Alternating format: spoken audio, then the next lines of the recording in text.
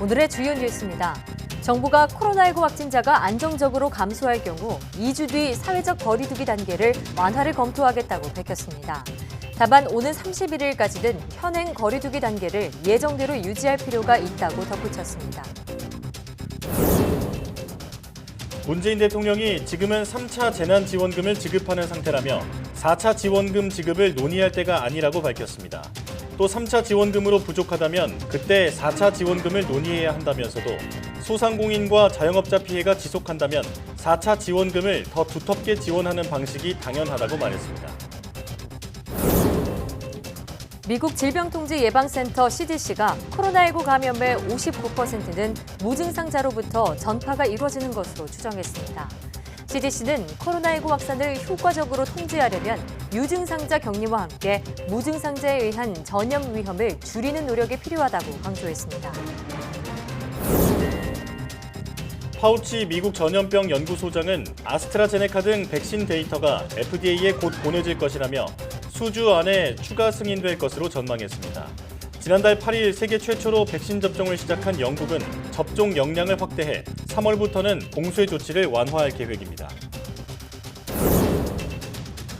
세계 최대 IT 전시회인 CES가 올해는 온라인으로 열렸습니다. 코로나19 여파 때문인데 기존 전시회와는 어떤 차이점이 있고 올해 IT 분야 트렌드는 무엇일까요? 잠시 뒤 스마트 라이프에서 자세한 내용 알아봅니다.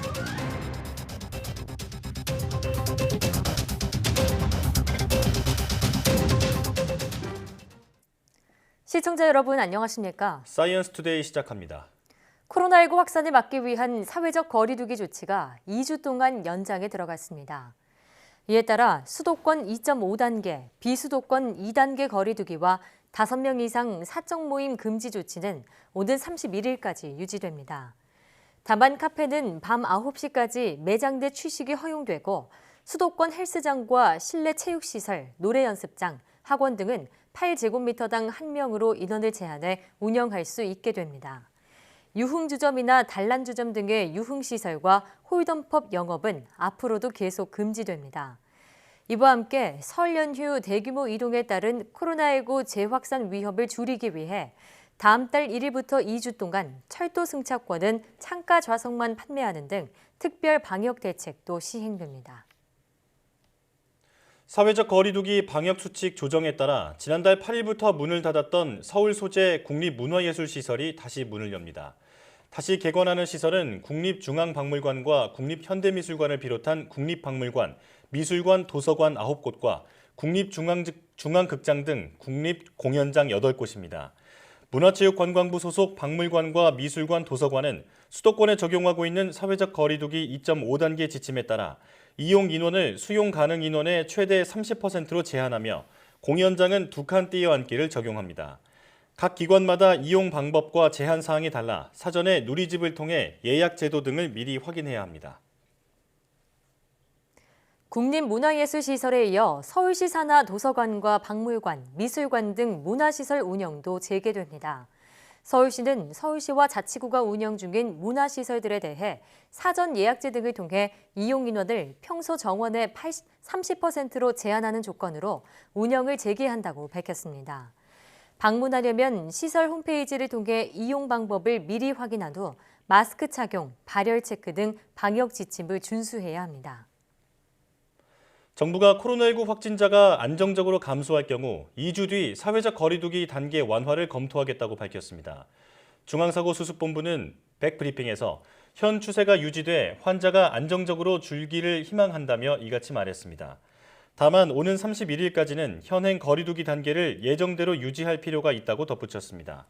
정부는 또 사회적 거리두기는 정해진 매뉴얼대로 엄격하게 하는 것이 능사는 아니라며 유행 상황에 맞춰 유연하게 적용하는 것이 바람직하다고 설명했습니다.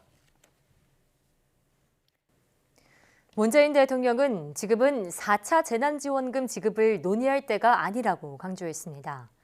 문 대통령은 신년 기자회견에서 지금은 3차 재난지원금을 지급하는 상태고 4차 지원금을 지급한다면 추경 편성과 국채 발행이 불가피한데 새해 본 예산이 이제 막 집행을 시작한 단계에 4차 지원금을 말하기엔 너무 이르다면서 이같이 밝혔습니다. 문 대통령은 이어 3차 지원금으로 부족하다면 그때 4차 지원금을 논의해야 한다면서도 지금처럼 소상공인, 자영업자들의 피해가 지속된다면 4차 지원금을 더 두텁게 지원하는 선별 지원 방식이 당연하다고 말했습니다. 다만 코로나19 사태가 거의 진정돼 본격적인 소비 진작이나 국민 사기 진작 차원에서 재난지원금 지급이 필요하게 되면 전 국민 보편 지원도 생각할 수 있다면서 그때그때 상황에 따라 다른 것이지 선별과 보편 지원을 놓고 어떤 게 옳은지 선을 그을 문제는 아니라고 덧붙였습니다. 지난 1년 코로나19 때문에 안타까운 일도 무척 많았습니다. 이번에 전해드릴 소식도 마찬가지인데요. 네, 심근경색으로 쓰러진 50대를 구하기 위해 헬기가 출동했지만 태우지 못했고 결국 숨졌습니다. 이유는 코로나19 감염 우려 때문이었습니다. 홍성욱 기자가 취재했습니다. 강원도 홍천에 사는 A씨는 지난해 12월 16일 남편을 먼저 떠나보냈습니다. 50대인 남편의 사인은 급성 심근경색. 직접 찾아간 홍천 지역 병원에서 남편은 의식을 잃었습니다. 심장이 제대로 수축하지 못하는 심실세동 증상이 나타났고 한시라도 빨리 더 큰 병원으로 옮겨야 했습니다. 때맞춰 원주 세브란스 병원에 대기 중인 닥터 헬기가 출발했습니다. 헬기로 가면 10분 이내에 도착할 수 있는 거리. 하지만 착륙하지 못하고 돌아갔습니다. 그게 금방 떠서 이제 금방 날아가서 치료가 될 거라는 희망을 가지고 있었는데 어느 순간 이제 다시 전화가 와서 안 된다고 하신 거예요. 구급차로 40분을 달려 원주 병원에 도착했지만 남편은 숨졌습니다. 헬기가 회항한 이유는 급성 심근경색에 동반되는 호흡곤란 증상 때문. 의료진의 안전상 코로나에 조금이라도 노출돼서는 안 되기 때문에 어떠한 환자라도 그 코로나 관련된 그 증상이 조금이라도 보이면 전혀 태울 수가 없다는 거예요. 병원 측은 전국 닥터 헬기를 관리하는 기관은 국립중앙의료원이라고 밝혔습니다. 국립중앙의료원이에요. 예. 그러니까 거기서 지침을 내려주면 닥터 헬기 팀은 그렇게 운영을 할 수밖에 없어요. 의료원 측은 코로나19와 관련한 닥터 헬기 운영 지침은 따로 없고 현장 의료진이 판단해 운행한다고 밝혔습니다. 닥터 헬기는 코로나 환자를 쉴 수 없다. 이런 지침은 만들 수도 없고 그래서도 안 되는 거고. 네. 그리고 또 닥터 헬기 지침이라는 건요. 네. 현장 상황이 더 중요하고 현장의 그 의료진들이나 그 운행진들의 A씨는 병원과 의료진을 탓하지 않습니다. 하지만 심근경색으로 인한 호흡곤란을 코로나 의심 증상으로 보는 건 지나친 판단이라고 말했습니다. 의료진의 노력과 그리고 애쓰시는 모습 지금 1년째 너무 감사하게 여기고 있어요. 이해는 하지만 조금이라도 의심 증상이 있으면 지금처럼 분명히 바로 앞 직전까지 왔다가도 돌아가는 일이 생기는 건 너무 억울하잖아요. 그리고 큰 병원이 없는 시골에서 이런 안타까운 일이 다시 없길 기원했습니다. 저희 아빠 같은 사례가 일어나질 않기를 바라요. 특히나 이런 대형 상급 병원이 없는 지역에, 그러니까 의료 소외 지역의 사람들에게 이런 일이 발생하지 않았으면 좋겠어요. YTN 홍성욱입니다. 군은 코로나19 백신 접종이 시작될 경우 의료진이 우선 접종받도록 한다는 내부 방침을 정한 것으로 알려졌습니다. 부승찬 대변인은 정례 브리핑에서 군의 백신 수송과 군장병 백신 접종과 관련해 관계 부처와 협의 중이라면서 추후 자세히 설명할 기회가 있을 것이라고 말했습니다.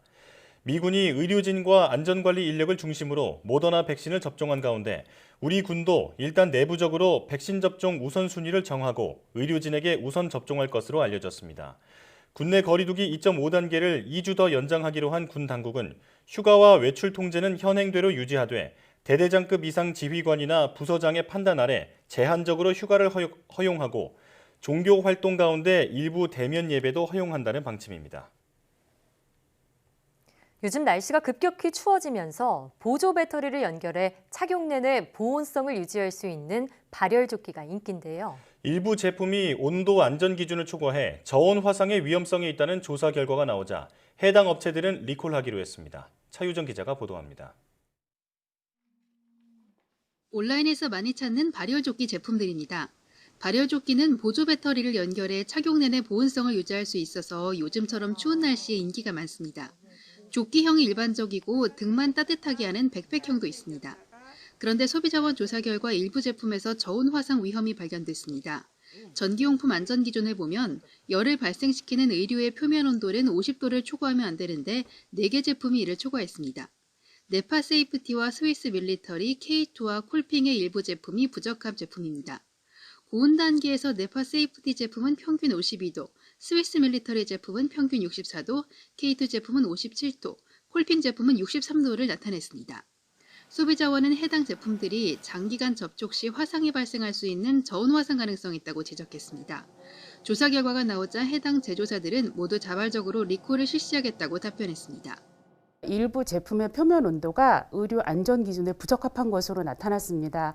해당 업체에서는 자발적인 리콜을 실시할 예정임을 회신해 왔습니다. 소비자원은 발열 제품인 만큼 사용 시 각별한 주의를 당부했습니다. 먼저 의류마다 적합한 전원을 표시하고 있는데 맞는 배터리를 사용하지 않으면 화상의 원인이 될 수 있다고 지적했습니다. 또 착용 시 직접 피부에 닿지 않도록 셔츠 등을 잘 갖춰 입어야 하고 어린이나 당뇨병 환자 등 온도 지각이 떨어질 경우 사용을 자제해달라고 강조했습니다. YTN 차유정입니다. 코로나19 사태 여파로 서울시 전자상거래센터에 접수된 위생용품이나 의료기기 관련 피해 상담 건수가 1년 만에 20배 급증했습니다. 서울시에 따르면 지난해 접수된 소비자 피해 상담 약 9천 건 가운데 위생용품이나 의료기기 관련이 1,700여 건으로 18.9%를 차지했습니다. 전년도 82건에서 20배 이상 늘어난 것으로 온라인으로 마스크나 손소독제 등 위생용품을 구매하는 경우가 크게 늘었기 때문으로 분석됩니다. 상담 유형별로는 계약 취소나 반품, 환불 지연이 전체의 64.3%로 가장 많았고 운영 중단이나 폐쇄, 연락 불가가 22.6%로 뒤를 이었습니다. 지난해 코로나19 여파에도 국내 2차 전지의 생산과 수출, 내수가 모두 증가했습니다.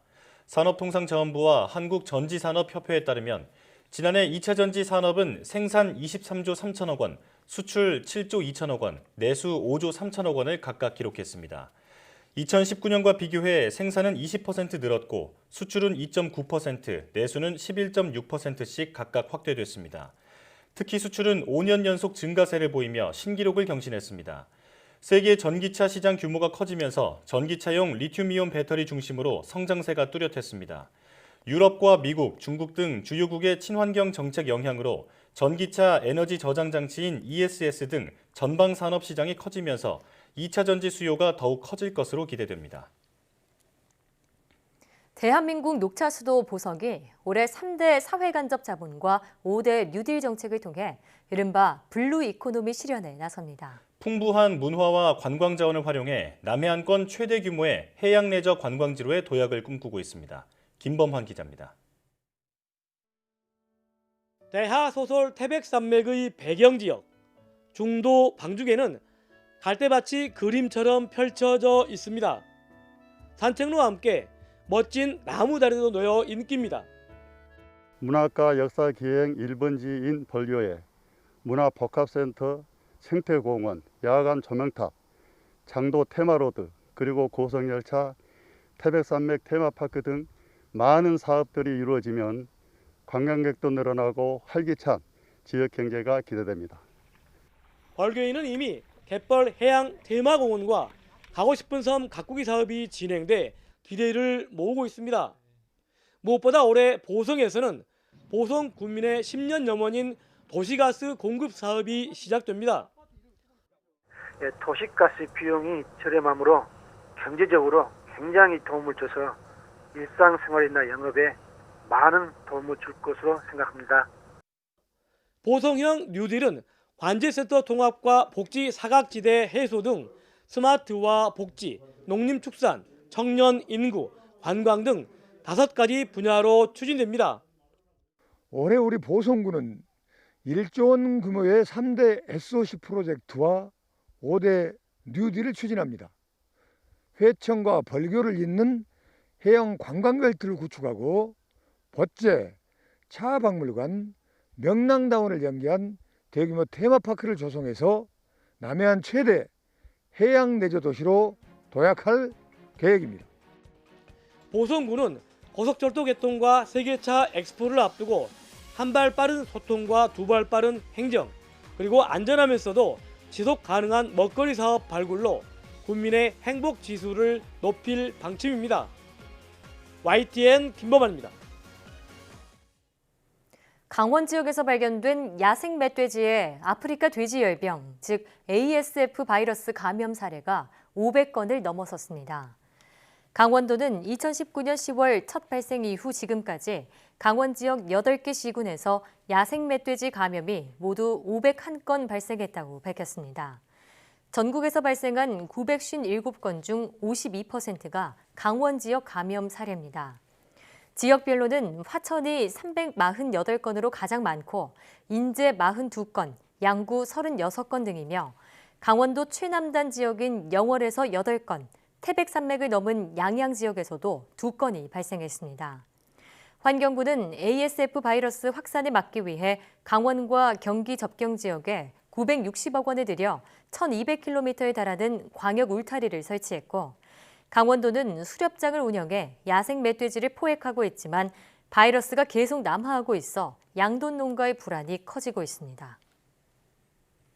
월성 원자력발전소 부진의 삼중수소 검출에 대해 인체에 미치는 영향이 거의 없는 정도라는 전문가 의견이 나왔습니다. 한국원자력학회와 대한방사선방어학회는 월성원전 삼중수소 정말 위험한가를 주제로 온라인 기자간담회를 열었습니다. 강건욱 서울대 의대 교수는 삼중수소는 대부분 자연계에서 물의 형태로 존재하며 체내에 들어오면 소변으로 배출되는 만큼 삼중수소에 의한 암 유발 보고는 없다고 말했습니다. 이어 월성원전 인근 주민의 소변에서 삼중수소가 최대 157베크럴 검출됐으나 이는 음식물 등에 포함된 자연 방사선에 의한 연간 피폭량의 100분의 1도 안 되는 수준이라고 설명했습니다. 또 정용훈 카이스트 교수는 삼중수소 검출량이 기준치의 18배 수준이라는 것은 희석 과정을 거치지 않아 배출되지도 않은 물을 기준으로 삼은 오류에서 비롯됐다고 지적했습니다. 이어 이런 잘못은 마치 출고되지 않은 차가 공장에 있는데 주정차 위반 딱지를 끊는 것과 다르지 않다고 주장했습니다.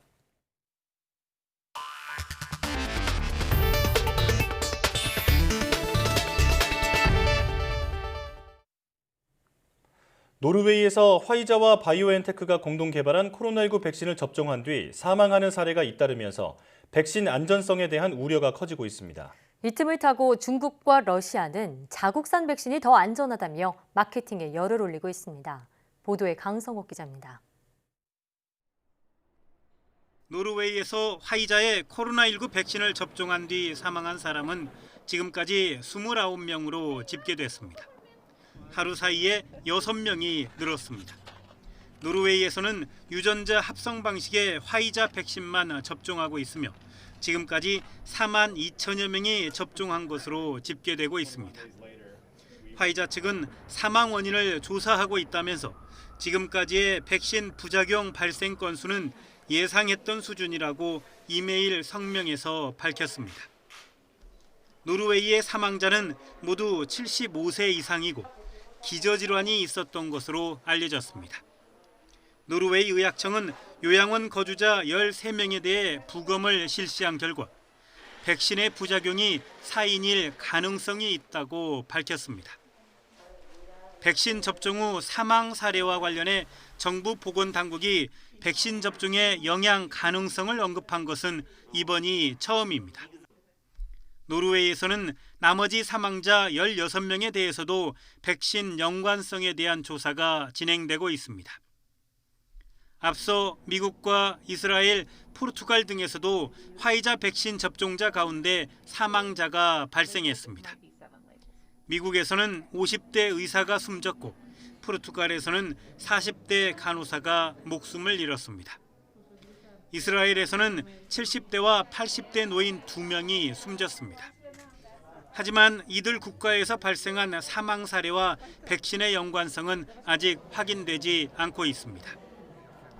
화이자 백신 접종 이후 사망 사례가 잇따라 보고되면서 중국과 러시아는 자국산 백신이 더 안전하다며 백신 마케팅에 열을 올리고 있습니다. 이런 상황에서 전 세계적으로 백신에 대한 괴담과 음모론이 급속하게 퍼지면서 유럽과 미국 등에서는 백신 접종을 기피하는 움직임도 커지고 있다고 외신들은 우려하고 있습니다. YTN 강성욱입니다. 왕이 중국 외교부장이 최근 베트남을 제외한 동남아 국가들을 순방해 백신 제공과 방역 협력 등을 잇따라 약속하면서 코로나19의 세계적 대유행을 계기로 중국의 영향력 확대에 나섰습니다. 왕이 국무위원 겸 외교부장은 지난 12일 미얀마를 시작으로 16일까지 인도네시아와 브루나이, 필리핀 등 4개국을 방문해 각국 정상들을 예방하고 외교장관과 회담을 가졌습니다. 왕이 부장은 특히 필리핀 방문 기간 동안 로드리고 두테르테 대통령을 예방해 백신 기증 의사를 밝힌 것을 비롯해 순방 4개국 모두의 백신 제공과 방역 협력 그리고 경제 협력 의사를 밝혔습니다. 홍콩의 사우스차이나 모닝포스트 신문은 이와 관련해 왕이 중국 외교부장이 최근 수개월 동안 아세안 국가들을 대부분 방문한 가운데 남중국해 분쟁으로 중국과의 관계가 불편해진 베트남만 제외됐다고 분석했습니다. 아울러 베트남은 중국과 경제나 무역 교류는 활발하지만 최근 최고위급 교류는 거의 없어 긴장 관계가 노출되고 있다고 설명했습니다. 더불어민주당이 일부 국가에서 코로나19 백신 접종을 받은 뒤 사망자가 잇따르는 상황과 관련해 접종의 속도도 중요하지만 안전이 반드시 전제돼야 한다고 강조했습니다. 민주당 최인호 수석 대변인은 기자들을 만나 노르웨이에서 화이자 백신 접종자 29명이 사망했다는 보도를 관심 있게 공유했다며 이같이 밝혔습니다. 이어 우리나라의 백신 접종과 관련해 앞으로도 안전이 전제돼야 한다는 관점에서 백신 문제를 잘 점검하기로 했다고 덧붙였습니다. 코로나19 사망자가 세계에서 두 번째로 많이 나온 브라질에서 백신 접종이 뒤늦게 이뤄지며 보우소나루 대통령에 대한 책임론이 커지고 있습니다. 미국에선 다음 달까지 10만 명이 추가로 숨질 것이란 암울한 전망이 나오고 있습니다. 이동헌 기자의 보도입니다. 현지 시간 일요일 브라질 상파울루에서 한 간호사가 코로나19 백신 주사를 맞고 기뻐하고 있습니다. 중국이 개발한 시노백 백신으로 브라질 내 첫 접종자입니다. 앞서 브라질 보건당국은 시노백과 아스트라제네카 두 가지 백신에 대한 긴급 사용을 승인했습니다. Amanhã às 7h da manhã, iniciaremos a distribuição da vacina para todos os estados, com o apoio do Ministério da Defesa com deslocamento aéreo. 러시아가 개발한 스푸트니크 V에 대해서는 3상 임상시험을 거치지 않았다는 이유로 승인을 거부했습니다.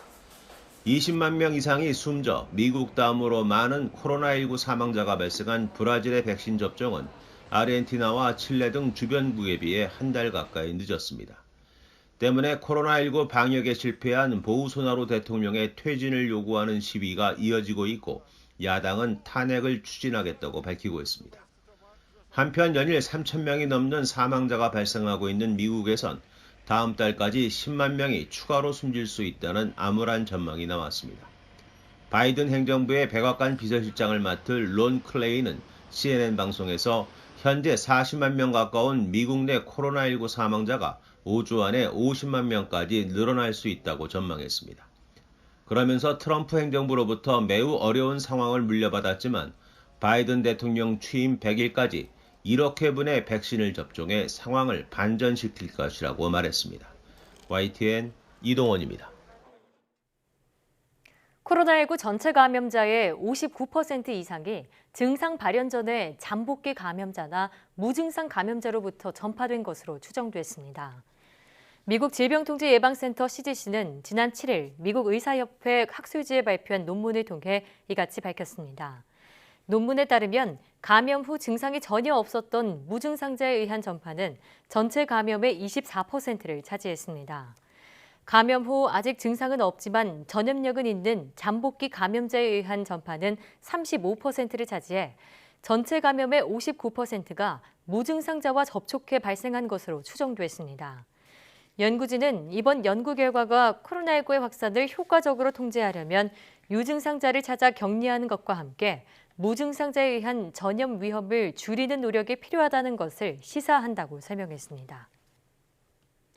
미국의 최고위 감염병 전문가인 앤서니 파우치 국립알레르기 전염병 연구소장이 수주 안에 코로나19 백신을 추가 승인할 수 있다는 낙관적인 견해를 밝혔습니다.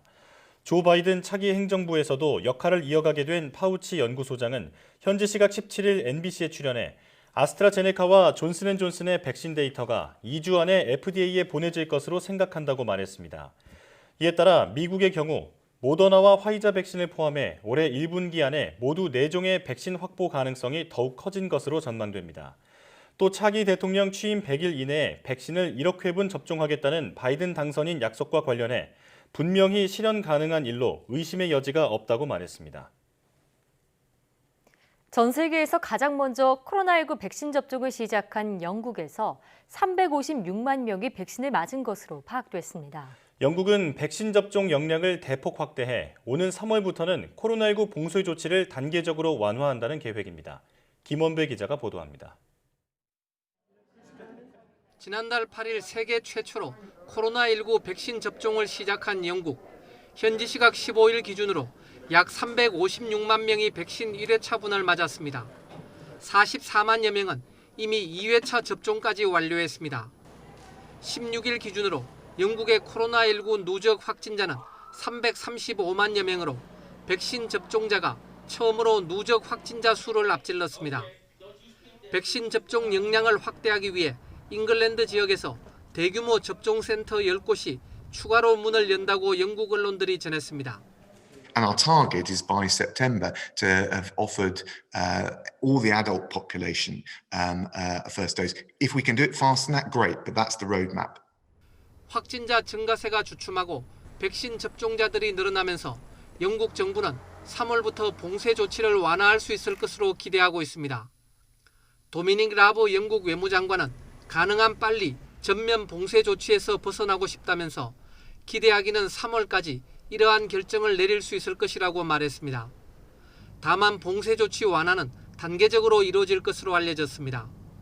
더 선데이 타임스는 코로나19 사망률, 입원 환자 규모, 50살부터 70살까지의 백신 접종 현황 등을 감안해 지역별로 봉쇄 조치를 완화하는 방안이 정부 내에서 합의됐다고 전했습니다. YTN 김원배입니다. 독일에서 코로나19 백신 1차 접종을 받은 사람이 100만 명을 넘어섰다고 DPA 통신이 현지 시각 17일 보도했습니다. 독일의 질병관리청 격인 로베르트 코흐 연구소는 현지 시각 16일 기준으로 코로나19 백신을 맞은 사람이 104만 8,160명으로 집계됐다고 밝혔습니다. 이는 8,300만 명가량인 독일 인구의 1.26%에 해당합니다. 코로나19 확산으로 전국적으로 봉쇄 조치를 강화하고 있는 프랑스에서 로댕 박물관 정원이 재개장했습니다. 박물관 전체가 아닌 외부 정원만 공개됐지만 오랜 봉쇄에 지친 시민들은 예술을 즐기며 즐거워했습니다. 김진호 기자가 전해드립니다. 파리의 명소 중 한 곳인 로댕 박물관 조각정원이 재개장했습니다. 재개장 소식이 알려지자 주말을 맞은 방문객들이 줄을 섭니다. 프랑스 정부가 하루 전 더 강화된 봉쇄 정책을 발표한 가운데 이루어진 재개장이라 사람들의 기쁨이 더합니다. We chose to live in Paris. We're American. We chose to live in Paris because we love the museums. So it's really nice to be able to get out and see some art. 비록 박물관 자체는 여전히 폐쇄돼 있지만 방문객들은 유명한 로댕의 작품들이 전시돼 있는 정원에 입장할 수 있습니다. 정원과 박물관은 지난해 11월부터 폐쇄돼 왔습니다. Le retour à la culture, c'est extrêmement important, même si je ne suis pas un fan tout à fait de Rodin, mais de revoir des œuvres un peu classiques, essentielles de cette période, on renoue en fait avec notre culture, c'est très important. 지옥의 문 등 유명한 로댕의 작품들을 보면서 사람들은 산책과 휴식을 즐깁니다. Ah, ça fait un bien fou de sortir, de pouvoir voir des monuments, des sculptures de Rodin, de montrer aux enfants aussi que la culture existe encore. 코로나19 대유행으로 인한 봉쇄 중에 재개장된 로댕 박물관 조각정원이 사람들에게 문화를 즐기는 기쁨을 누리게 했습니다. YTN 김준호입니다. 벨기에의 한 요양원에서 영국발 변이 코로나19에 111명이 집단 감염됐습니다. 벨기에 북서쪽 하우툴스트의 한 요양원에서 입주자 3분의 2와 직원 39명을 포함해 모두 111명이 영국발 변이 코로나19에 감염돼 현재까지 입주자 3명이 숨졌다고 AFP 통신이 보도했습니다. 이 요양원에는 최근 영국에 다녀온 사람이 없는 것으로 나타나 감염원은 아직 확인되지 않았습니다.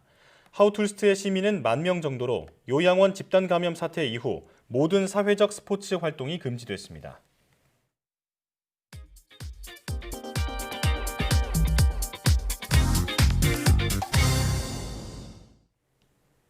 CES는 한 해의 트렌드를 미리 만나볼 수 있는 세계 최대 IT 가전 박람회죠.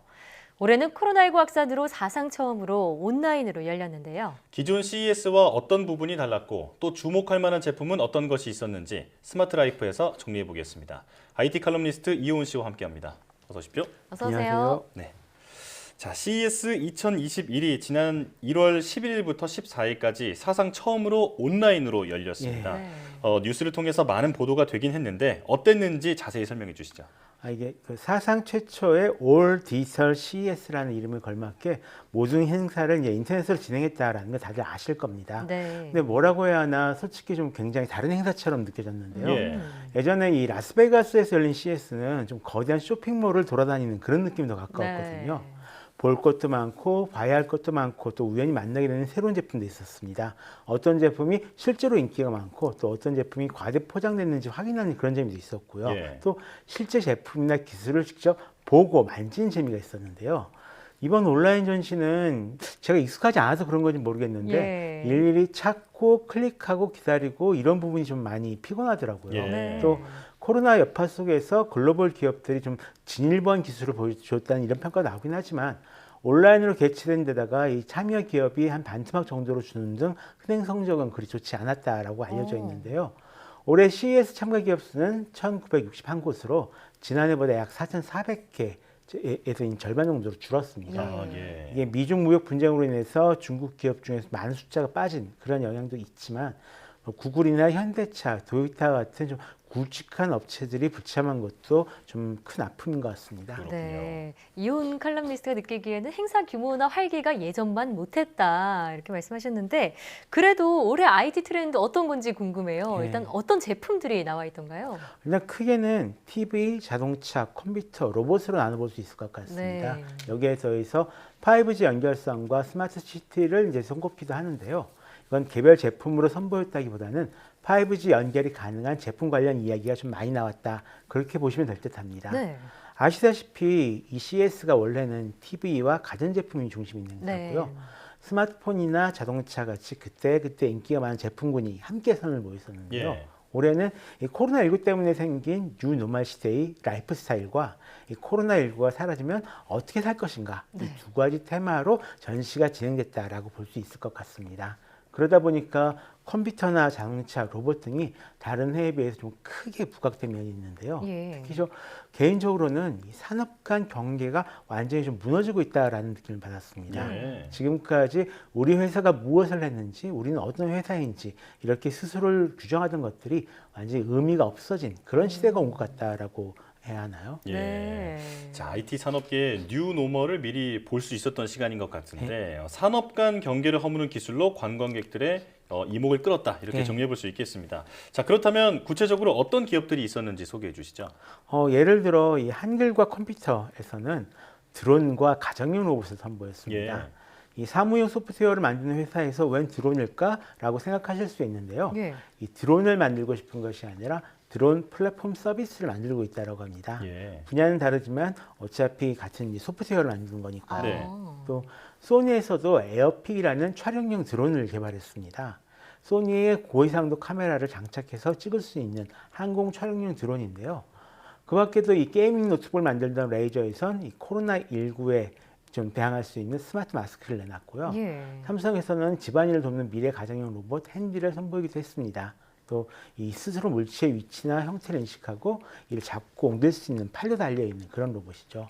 또 IBM에서는 이 자율운항 선박 메이플라워에 대한 이야기를 공개를 했는데요. 선원 없이 인공지능을 통해서 스스로 바다를 혼자 운행하는 그런 배입니다. 이 선원이 탑승할 필요가 없어서 좀 거친 바다 위에서 사상자가 발생하는 그런 위험도 없고요. 선박 사이에 일어나는 충돌 사고의 위험성도 줄일 수 있다고 합니다. 네. 차량 지능 및 교통 분야에 있어요. CES 최고 혁신상을 받기도 했습니다. 그렇군요. 예. 정말 얘기를 듣다 보니까 기업 간의 또 분야 간의 경계가 허물어지고 있다 이런 생각이 드는데요. 올해도 새로운 디스플레이 기술들이 많이 공개가 됐죠. 앞서 이 TV, 가전제품이 주목을 받는 그런 CES라고 하셨잖아요. 올해 전략 신제품인 미니 LED TV 어땠는지 소개해 주시죠. 이 미니 LED TV는 이제 LCD TV 한 종류라고 볼 수가 있습니다. 이 빛을 내는 백라이트 유닛에 소형 LED 칩을 기존 아니라 굉장히 촘촘하게 박아서 이 밝기와 명암비를 높인 것이 특징입니다. 한 3만 개 정도의 미니 LED를 이용해서 보다 좋은 화면을 보여줄 수 있다라고 얘기하는데요. LG에선 QNED라는 이름으로 공개를 했고요. 삼성에선 네오 QLED라고 부릅니다. 중국 TCL에선 OD0라는 기술을 가진 미니 LED TV를 선을 보였었고요. 그 밖에도 좀 다른 기술이긴 하지만 하이센스의 레이저 TV 같이 굉장히 좀 다양한 TV가 선보이긴 했는데요. 아쉽게도 온라인 전시라서 이 오프라인 전시만큼 관심을 끌지는 못한 것 같습니다. 그랬겠군요. 백문이 불여일견이라는 말이 자꾸 떠오릅니다. 자, 쉽게 말해서 기존 LCD TV의 업그레이드 버전이다. 이렇게 그 LED TV를 얘기를 할 수 있을 것 같은데 자, 또 지난 몇 년간 CES는 자동차 전시회다라는 말이 나올 정도로 자동차에 대한 관심이 뜨거웠잖아요. 맞아요. 올해는 어땠나요? 올해 좀 따끈따끈합니다. 다만 이 작년과 비교하면 참가업체 자체가 좀 줄어들긴 했는데요. 먼저 GM에서는 전기 트럭 배송 서비스 브라이트 드롭을 선보였습니다. 이 트럭 안에 배송 로봇을 넣어서 긴 거리는 트럭으로 이동을 하고요. 근처에 도착하면 이 배송 로봇이 운반하는 이런 형태인데요. 이런 차량을 만들기 위해 2025년까지 270억 달러를 투자하겠다라고 합니다. 함께 공개된 자율주행차와 에어택시 컨셉 모델도 굉장히 좀 많은 관심을 받았고요. 또 BMW에선 올해 출시 예정인 전기차 iX를 소개하고 여기에 탑재될 차세대 디스플레이와 운영체제 iDrive를 선보였습니다. 차세대 iDrive는 차량에 탑재된 센서로 주변 환경을 인식하고 분석해서 기존보다 더 높은 수준의 자동 주행과 주차 기능을 지원한다라고 합니다. 또 아우디 역시 그란 투리스모 모델인 이트론 GT 컨셉트를 공개를 했는데요. 공유의 부품 업체인 만도에서도 자율장착형 첨단 운전 시스템을 선보였다라고 합니다. 글로벌 자동차 업체들도 공격적으로 신기술을 발표한 것으로 보이는데 자, 그럼 컴퓨터 업계 상황은 어떤지 한번 넘어가 보겠습니다. 사실 이 컴퓨터를 그동안 CES에서 따로 다룬 적은 별로 많지가 않았는데요. 이 코로나19로 인해서 갑자기 성장 산업으로 변해버렸습니다. 굉장히 많이 팔렸거든요. 그러다 보니까 굉장히 더 다양한 제품도 이번에 선보였는데요. 덕분에 고급 게이밍 컴퓨터나 교육용으로 많이 쓰는 크롬북 신제품이 많이 등장했습니다. 특히 눈에 띄는 건 컴퓨터 부품이었다라고 할 수 있을 것 같은데요. 부품이요?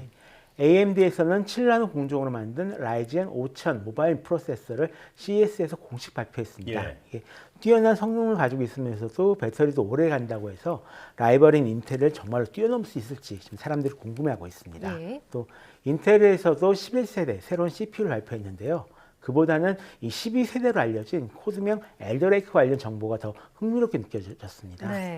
올해 하반기에 출시 예정인데 그 스마트폰처럼 고성능 프로세서랑 고효율 코어를 하나의 패키지로 묶어서 만드는 하이브리드 칩셋을 만들겠다고 합니다. 이 새로운 10나노 제조 공정을 통해 만들어진다고 하는 만큼 얼마나 좋은 CPU가 나올지 기대를 하고 있습니다. 여기에 덧붙여서 엔비디아에서도 지포스 RTX 3060 그래픽카드와 노트북용 RTX 30 칩셋을 발표했는데요. 이 칩셋을 기반으로 올해 안에 굉장히 여러 회사에서 e스포츠 게임을 원활히 즐길 수 있는 e스포츠 전용 노트북이 발매될 예정이 있습니다. 그래요? 자, 코로나로 인해서 그동안 주목받지 못했던 그 컴퓨터 제품이 이번 CES에서는 많은 관심을 받았군요. 자, 또 코로나19 영향으로 집에 있는 시간이 길어지면서 스마트 홈 기술의 진화도 이번 그 박람회에서 돋보였다고 들었습니다. 특히 홈 서비스 로봇이 눈길을 끌었다고요? 그렇습니다. 특히 삼성전자에서 인공지능을 탑재한 로봇 청소기 제트봇 AI를 비롯해 여러 가지 로봇을 이제 선보였었는데요. 제트봇은 인텔의 AI 솔루션을 탑재를 해서 딥러닝 기반으로 100만 장 이상의 이미지를 사전에 이미 학습했고요. 그래서 주요 장애물과 가전제품, 가구들을 인식해서 청소를 할 수 있다고 합니다. 3D 센서를 탑재해서 기존 2차원 센서는 감지하지 못했던 높이가 낮은 물체나 또는 복잡한 구조물 형상을 인식하고 미리 피할 수도 있고요. 이외에도 삼성에서는 가사 로봇이나 서빙 및 안내 로봇, 웨어러블 보행 보조 로봇 등 좀 다양한 로봇을 공개를 했는데요. 예. 이 제트봇을 제외하면 아직 연구 중인 그런 단계라고 합니다. 네. 또 LG전자에서도 이 클로이 살균봇을 소개했습니다. 이 UVC 램프를 이용해서 스스로 돌아다니면서 공간을 소독하는 그런 로봇인데요. 예. 올해 상반기 중 북미 지역에 공급이 돼서 호스텔이나 병원, 복지시설 같은 곳에서 방역 작업을 할 예정이라고 합니다. 그 밖에도 로봇 전문 업체 이 케어 클로버에서 큐티라는 제품을 내놨는데요. 네. 평소에는 집안을 자유롭게 돌아다니다가 응급 상황이 생기면 의료진과 연결을 한다거나 이 앰뷸런스로 호출하고요. 이런 식으로 좀 사람을 케어하는 거죠. 또 애완 로봇 모프린 같은 여러 가지 로봇이 등장했습니다. 그렇군요. 자, 이번 CES는 사상 처음으로 온라인으로 열리면서 그 박람회 열기는 예전 같지 않았지만 다가올 미래를 미리 엿볼 수 있는 시간이었다는 생각이 듭니다. 네. 지금까지 IT 칼럼니스트 이훈 씨와 함께했습니다. 오늘 말씀 잘 들었습니다. 고맙습니다.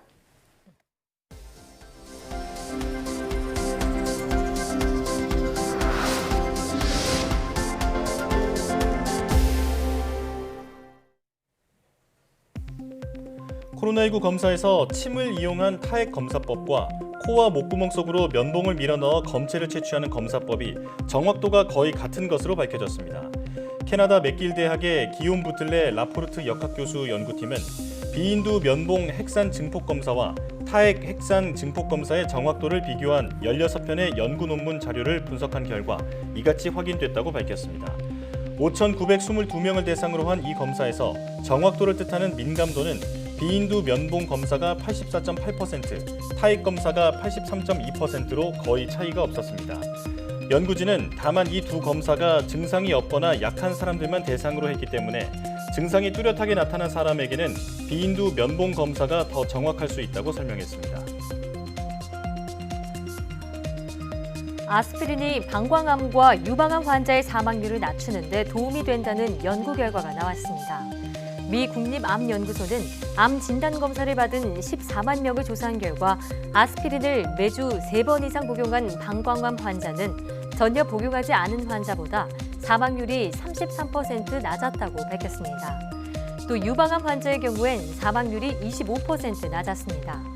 연구팀은 아스피린이 염증과 통증 유발 효소를 억제하는데 이 효소가 방광암과 유방암의 진행에도 관여하는 것으로 보인다고 설명했습니다. 알츠하이머 환자의 뇌 조직에서 신경세포 간 연결 부위인 시냅스가 손상되는 기전이 밝혀졌습니다. 한국뇌연구원 이계주 박사 연구팀은 알츠하이머병 환자의 사후 뇌 조직과 유전자 변형주의 모델의 뇌를 대상으로 실험해 시냅스 손상을 유발하는 단백질을 규명했다고 밝혔습니다. 연구팀은 알츠하이머병 환자의 뇌 조직과 유전자 변형주의 모델의 뇌에서 과도하게 발현되는 특정 단백질이 하위 신호 경로를 활성화해 시냅스 소실을 유발했다고 설명했습니다. 원형 탈모를 앓은 임산부는 일반 임산부보다 유산할 위험이 더 크다는 연구 결과가 나왔습니다. 서울대병원 권호상 교수 공동연구팀은 임산부 51만여 명의 자료를 분석한 결과 원형 탈모를 앓은 임산부의 유산 확률은 26%로 일반 임산부보다 3%포인트 더 컸다고 밝혔습니다. 연구팀은 원형 탈모의 원인인 면역체계 이상이 자궁에도 영향을 줬을 가능성이 있다며 여성 원형 탈모 환자는 임신 시 지속적인 진료와 상담이 필요하다고 조언했습니다. 태양의 가장 바깥층인 코로나 영역이 섭씨 100만 도에서 초속 260km로 확산하는 것으로 나타났습니다. 한국천문연구원은 미 항공우주국 나사와 공동 개발 중인 태양 관측 장비 코로나 그래프로 측정한 결과 코로나 영역의 전자가 100만 도에서 초속 260km로 가속하는 것을 확인했다고 밝혔습니다.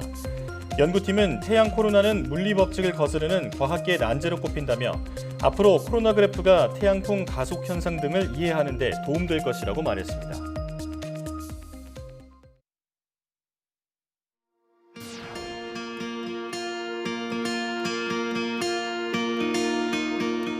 미생물이 만들어내는 물질을 실제로 저희가 유용하게 사용할 수 있는 그런 소스가 상당히 많다는 거죠.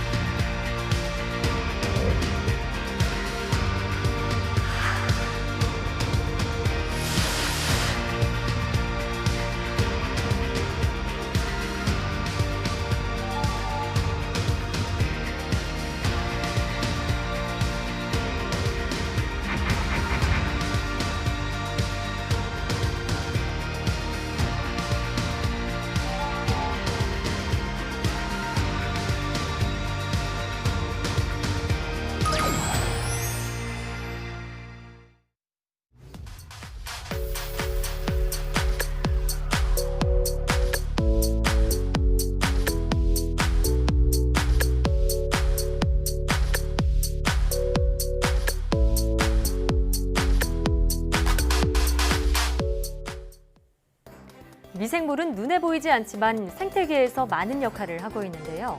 인류에게 유익한 미생물을 찾아 땅과 바다를 넘나드는 과학자가 있습니다. 오늘 YTN 사이언스 휴먼 다큐 브라보 K 사이언티스트에서는 한국과학기술 한림원의 차세대 회원으로 선정된 미생물학자 권순경 교수를 만나봅니다. 많은 시청 바랍니다. 사이언스 투데이 여기서 마칩니다. 함께해 주신 여러분 고맙습니다.